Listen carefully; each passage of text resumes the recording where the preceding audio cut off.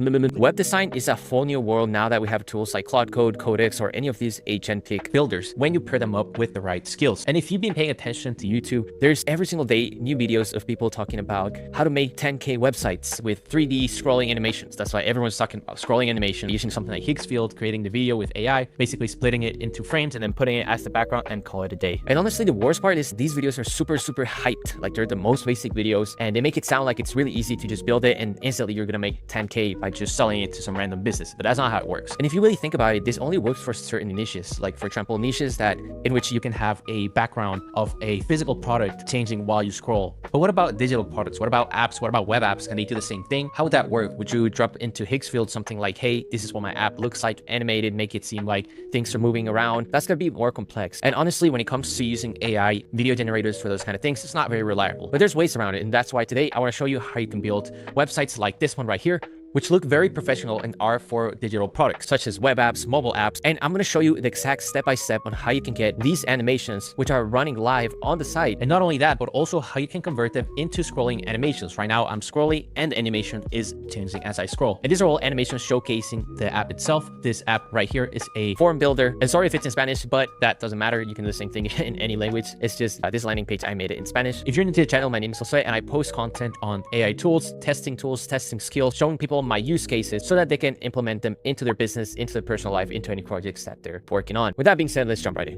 So I'm going to be showing you how to build a product landing page with AI and what the real process looks like, from brainstorming your ideas, from getting inspiration, and even showing you some of the bad things that I did in the process that made it harder for me to land something like this. I'll also show you how you can get different variations and how you can get tweaks to play around with different parameters so that you don't have to rely on just your imagination or Claude's imagination, which is not the best. But yeah, let's get started. This is my cat right here. I don't know if you knew, but you can now have pets. You just tell Claude that you want a pet and it'll live in your dock. This one's called Iris, like the cat that I have. But anyways, let's get started. So I'm showing you every single version that I went through until I landed into something that I really liked. So the first one, it was just based off using the Claude skills, like its own skills, like front-end design skills. And I'm not gonna lie, it looks like PowerPoint. I gave feedback to Claude and it came back with something a little better. Still nothing to do with the product. It had no animations, no nothing. Then I made the animations, I gave it to it, but I still think it looked like AI slop, for which I started getting inspiration from other resources, as well as using other skills, which I'm going to talk about here in a minute.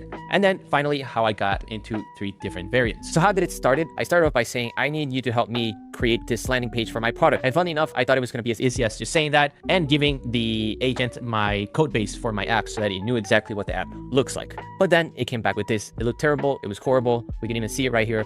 Look at this. And sure, I'll get these animations over here, but they're very boring. Like, there's not much going on here. More scrolling animation. These are cards moving left and right. When I get to the bottom, I'm not gonna lie, this still looks like AI slop to me. Very boring. It looks like a powerful presentation. And the reason is because you can see this line over here, like getting completed, as if I'm scrolling through a presentation. That's why I was like, this looks like a PowerPoint presentation. So then I was like, the landing doesn't show the product even once. Make it a little bit cooler, a little bit more futuristic. And in this one, I want you to introduce the tweaks, which is where you get to play around with different parameters. So let's look at the version 2.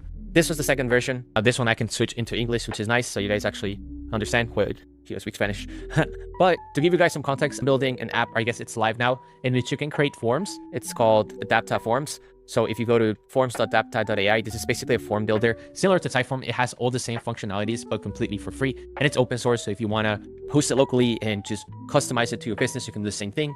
But pretty much a form builder. Here you can see I'm asking a bunch of questions, have different components. You can connect it to HubSpot, you can connect it to Calendly if you're scheduling appointments, and you have different logic in case you're doing like a scoring system. So you get different results and you can have different outcomes based on those results. So very cool, check it out. But going back to the landing page stuff. So this is what the product looks like right now. It looks nothing like this. And even though it does look a little better than the other one, it's still pretty much the same thing. It just changed the design. Like, there's no background, at least at the rest of the page. Here is some background. There's this thing that says signal monitor. I don't know what even this means. And then if I press T, I get some tweaks over here. I can play around with like variants of colors, movement of different components, typography, for example, how big and how small I want it. That I have to play around with. But pretty much useless if I don't really like what this looks like. So then I was like, so let's go to the 3rd attempt. So first thing I did is I gave it some tools. In this case, I gave it the Impeccable skill. So the Impeccable skill is a free skill that you can download. As you see, it's pretty popular. It already has 53,000 stars on GitHub.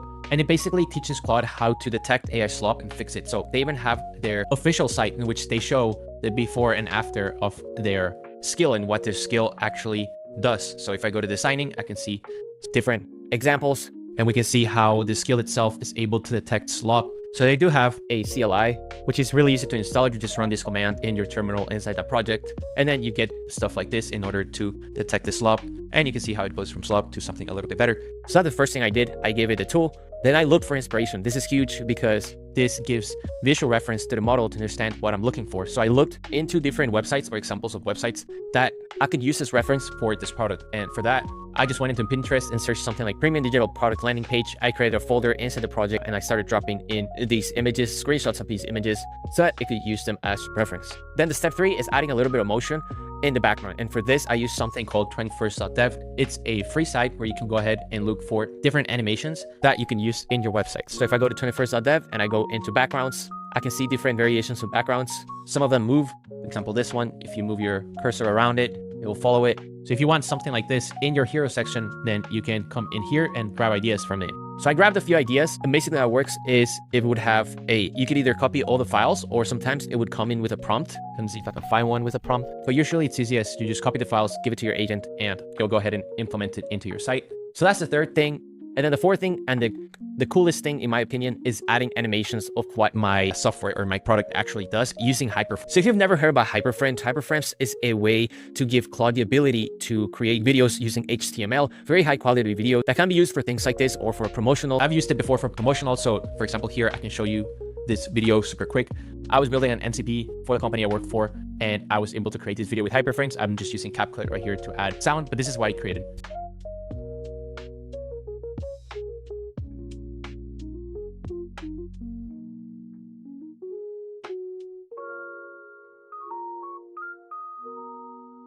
You get the idea. So you can create this sort of videos. So I was like, you know what? I've done this in the past, but I just use the same tool to add stuff into my landing page so that it's not too boring or too generic.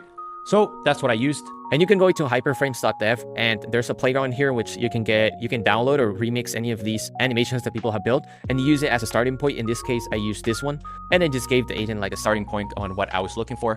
But if you're wondering how to install, this is a repo on Git, which is free. So you see 39,000 stars. You can basically just copy this link, give it to your Claude, and tell it to install HyperFrames in the project because you want to build animations, and then it'll know exactly what to do. It's just a bunch of skills references to be able to create this content. So for creating these assets, I basically told it, go into the code of the app and look for different or key features that you think we should animate, and then create those animations.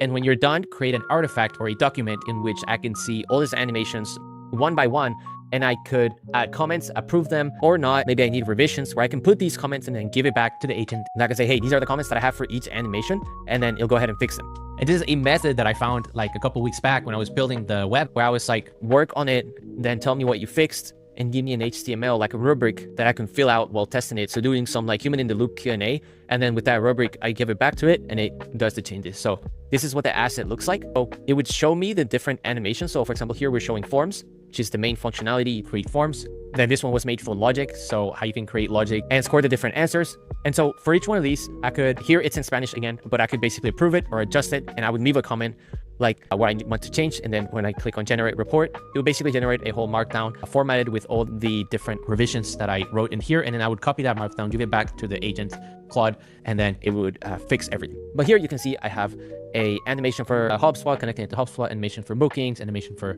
metrics, etc. So these are all going to go into the landing page. And so now that I have all of that, now that I have the animations, now that I have my inspiration, I have the code or the assets for the hero section background, now I can tell Claude, hey, here are all these things. Now I want you to put it all together into a landing page, but not only give me one landing page, give me 3 variations and give me a lot of tricks to do. So I would be able to tweak in between the different hero animations. I would give it probably like 4 to 5 different hero animations, so I could play around not only with the color of each of them, but let's say if it had movement, how fast it would move, toggle between each of them, and many other things which I'm going to show you right now. So going back into the final result, this is what it looks like. And I got 3 different variations, which I'm going to show you one by one.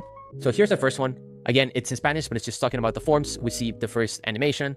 You see here, if I scroll down, you saw that it kind of opened up. So it added those small details as well. Now we get another one on styling. If I scroll, you can see that these kind of highlight as I'm scrolling. Integrations with HubSpot, it used the HubSpot logo, which was kind of cool. Now it's talking about scheduling, and you can even see here that it has integration with Calendly, which is nice.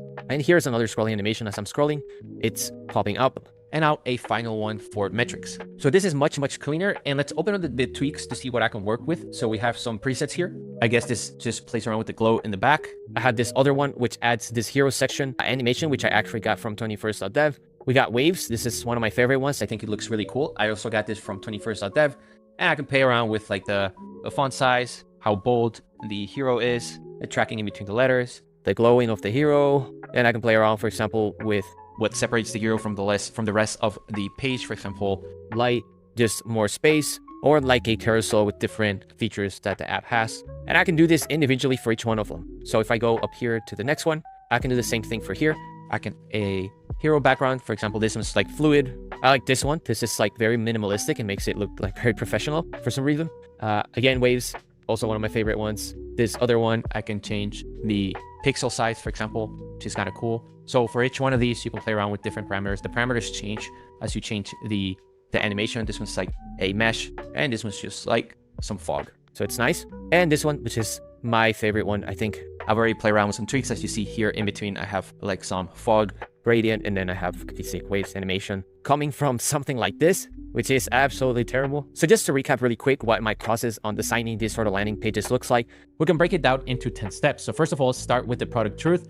And what I mean by that is using the source code of the product if it's available to you, and giving that to the agent so that you can use as reference. Then the second step would be to fail fast without any references. And that's sort of my first version of the site, which looked like a PowerPoint, just to see if you like the structure at all. But I would say you can skip this if you want to be a little bit faster and just grab all the tools, which would be the third one. Then the fourth one, feed the inspiration, animate the product, and review those, and then give those to Claude. So right there, I cover 3, 4, 5, 6, and 7. And when you have all that, you can move to step 8 and build the comparable variants so they can play around with them. And then along that process, you're going to jump into different things and different rules that you want specifically for your agent. Like, for example, never use this font, or never animate this feature this way. If it's something that you're going to keep repeating, make sure to convert them into rules. So that's step 9. And number 10 is just decide by looking, play around with the tweaks, play around with the variants, and then come back and tell Claude, this is my final one. And then you go deeper into that one. You start fixing things like copy, fixing buttons that didn't work, adding logos, etc. So that's pretty much it, guys. I'm going to be putting a guide together with all the step-by-step in this presentation